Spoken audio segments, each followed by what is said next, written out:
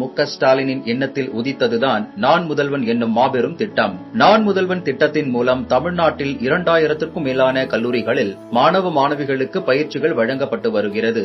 குறிப்பாக கலை மற்றும் அறிவியல் துறையில் 821 கல்லூரிகளிலும், பொறியியல் படிப்பில் அண்ணா பல்கலை மூலம் 373 கல்லூரிகளிலும், பாலிடெக்னிக்கில் 459லும், ITIயில் 412லும் நான் முதல்வன் திட்டம் பயிற்சிகள் நடத்தப்படுகிறது.